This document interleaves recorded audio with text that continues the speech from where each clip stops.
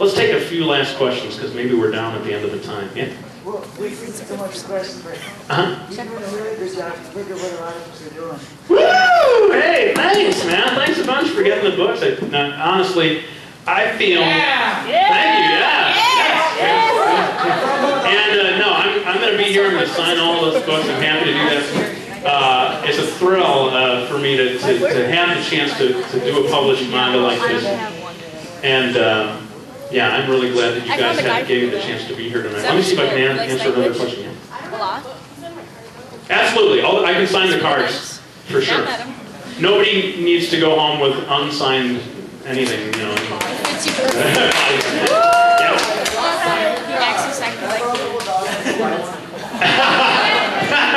Can I lend you money to buy my book? Boy, I don't know. I gotta carry. Any hunts like your dad? Yeah. If I don't buy it here tonight, where can I buy it instead? That's a good question. If you can't get it here tonight, where can you find it? Well, you know what, I hate to say it, but the absolute guaranteed way to get it is online, because Amazon or whatever, they're going to have it for sure. I don't know where your nearest Borders or Barnes & Noble is. If I were you, if you're going to be like burning gas to go over there, I would call first. And then the thing is I think even if they don't have it, you can do a special order, and that's sort of like Amazon without the shipping fee, isn't it? Because they'll have the book there. They're not going to charge you for the shipping.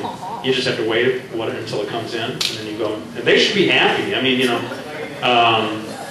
I hold myself. I've stopped from doing that because my YouTube videos are supposed to be like how to draw videos, and then at the end you'll see like at the end of every video, this video was brought to you by Mickey Falls, my new mom. On YouTube, I always sort of just stick it in there and say, hey, thanks if you can, but even if you can't, thanks for watching the video or whatever. But I stopped myself from saying, but I almost want to make a video that's sort of like, look, if your local store doesn't have it, please ask them to order it. They won't, you know, they'll love you to be asking for any book, so they're not, you know, they're not inconvenienced by a customer coming in and asking them to order something. So. But I don't think I will make a pathetic, needy YouTube video quite like that. But yeah.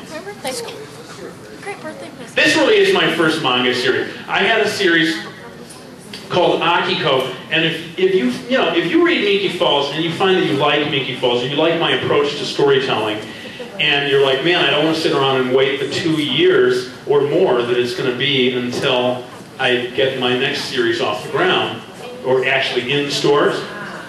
Because it takes a while from the pitch to where it really gets in the stores. You might want to check out my Akiko comic series. So that's another thing. It's not manga. I never claimed that it was manga. It has little manga touches in it, but that's the one I was telling you about, the girl who goes to another planet. It's kind of for younger readers, but it's supposed to be sort of, anybody know Bone? Has anyone read Bone? Or heard Bone by Chestnut?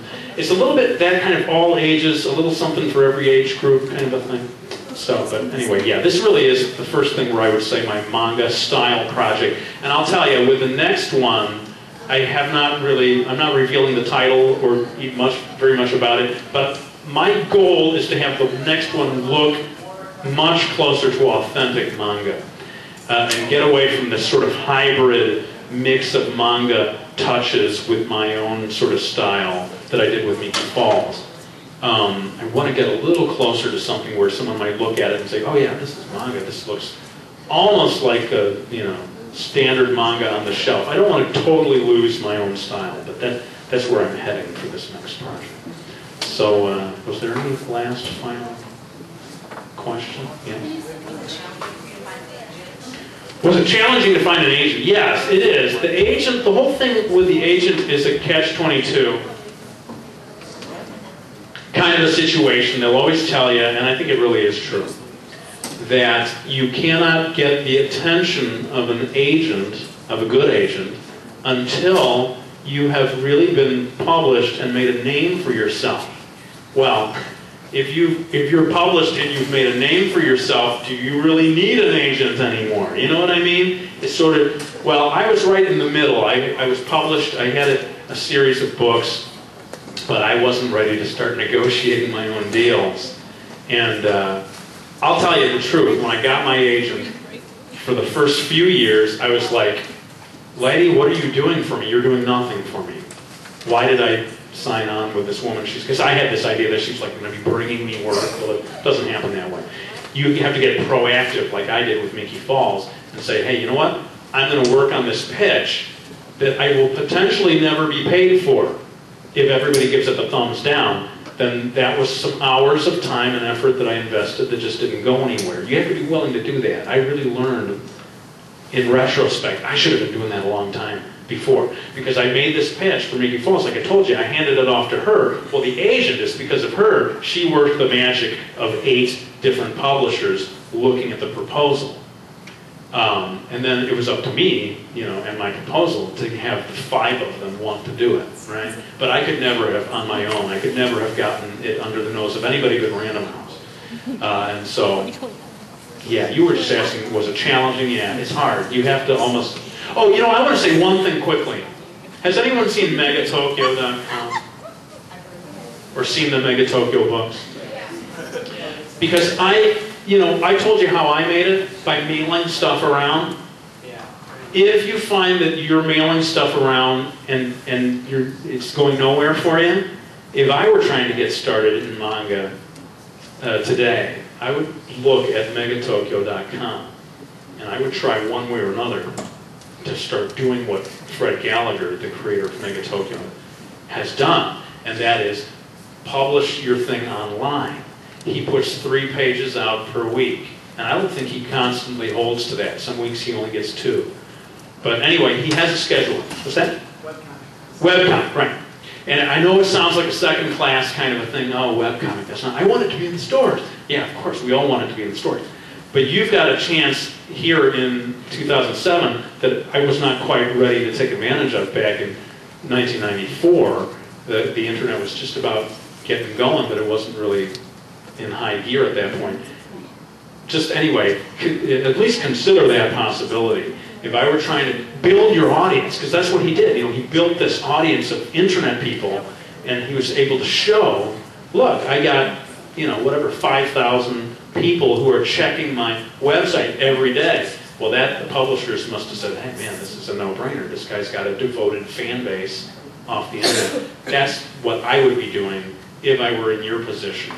And you can start doing that right now. The main thing is to make it quality work, to keep it coming out, and build that fan base, you know. If you've got 10 people who are looking at it every day, then you just go from there, and you keep pleasing those 10 people, and they'll tell more people, and you'll build things up. So that would be a little bit of advice in that department. Yeah. Are they thinking about leaving it just as a book or as a TV show possible? It is, I'm sorry, what was the last part? The TV show? Man, it's all my career, I have had things that were almost going to be turned into TV shows or movies. And Mickey Falls, let's keep our fingers crossed. My agent says that there was some pretty serious Hollywood interest in it. So I've been disappointed so many times before that I don't go on about that too much, but who knows? It could happen.